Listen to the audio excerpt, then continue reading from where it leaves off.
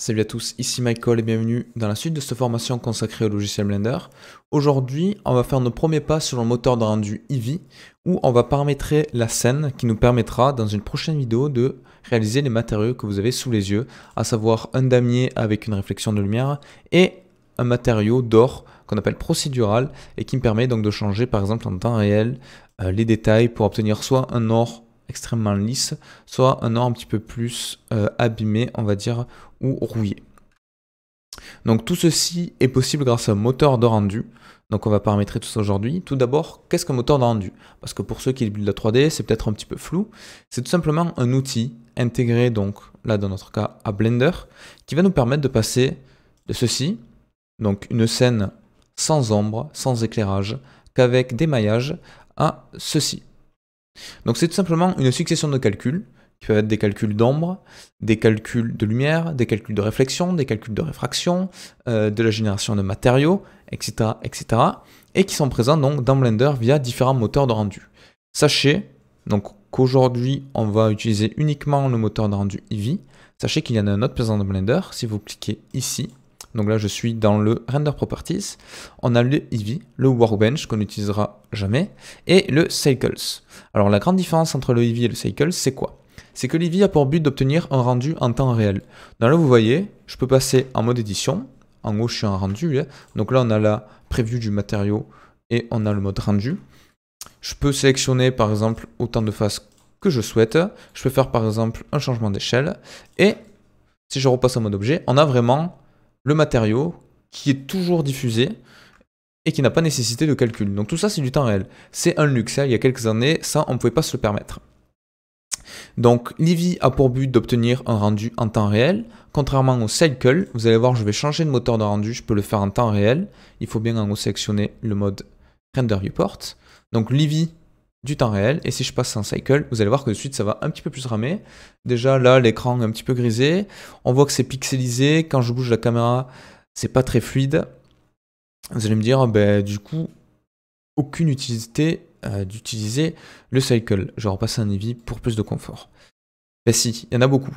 En gros, l'Eevee, c'est quelque chose qu'on va utiliser en temps réel pour des animations, pour commencer à avoir un premier aperçu assez rapide, mais ce sera jamais autant réaliste que le Cycles. Donc tout dépend ce que vous voulez faire. Si vous voulez faire un film d'animation qui n'a pas pour but d'être photoréaliste,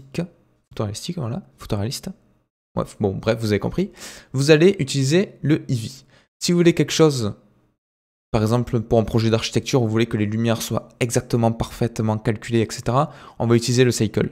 Parce que le Cycle utilise une technologie de ray tracing, c'est-à-dire de calcul de rayons lumineux, qui vont nous permettre, en fonction de la géométrie, de calculer précisément les ombres, les lumières, les réfractions, les réflexions à travers le verre, chose que le Eevee ne fait pas à la perfection.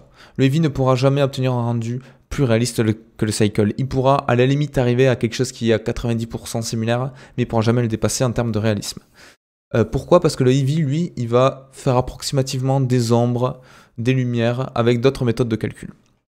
Donc il faut savoir que les matériaux qu'on va créer, ça va être des matériaux qu'on appelle PBR, donc Physically Based Rendering, et qui ont pour but d'être réalistes, et qui fonctionnent à la fois sur le Eevee et à la fois sur le Cycle.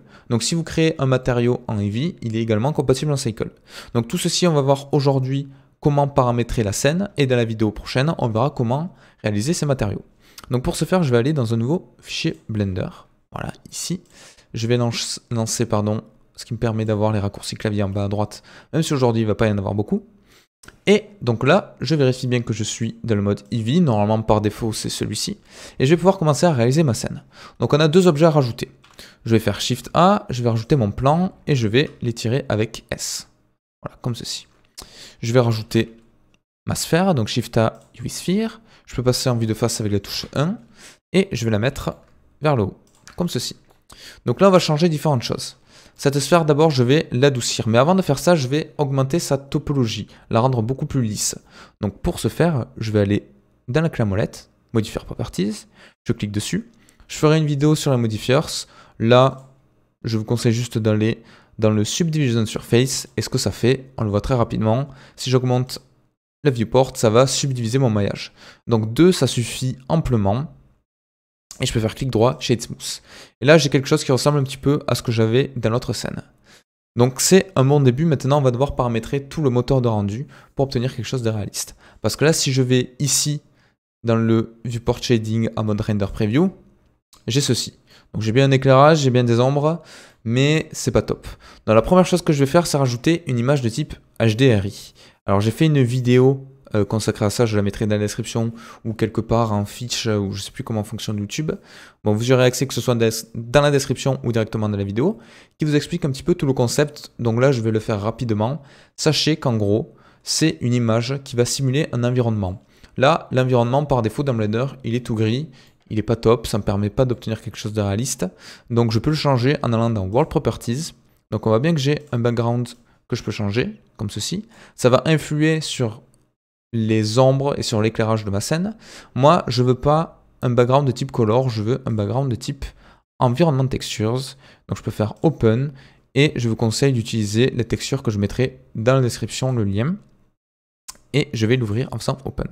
Donc là, il va y avoir un petit calcul qui normalement ne va pas prendre beaucoup de temps, parce que c'est une image en 8K, donc c'est quand même assez lourd.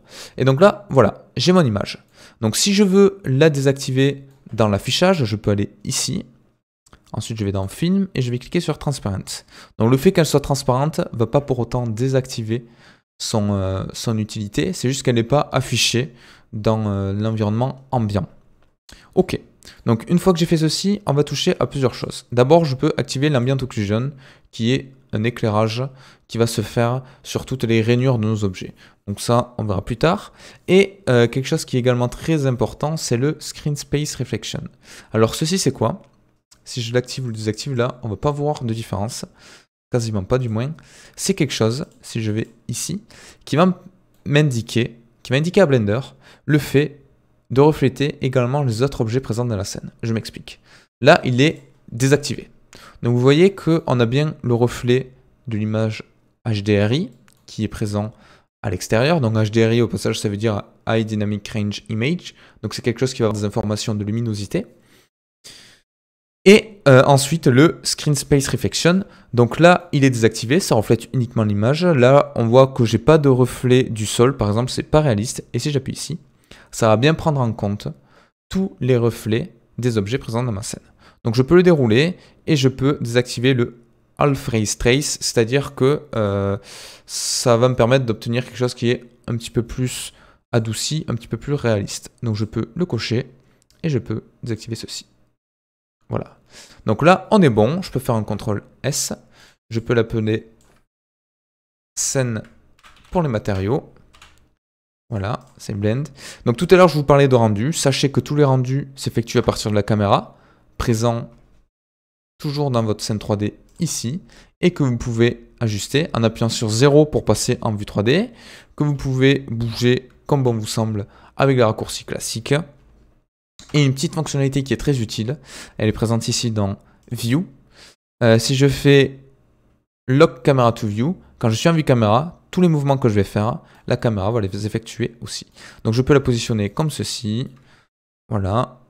Et là, on est bon. À la prochaine vidéo, on va pouvoir créer nos premiers matériaux procéduraux.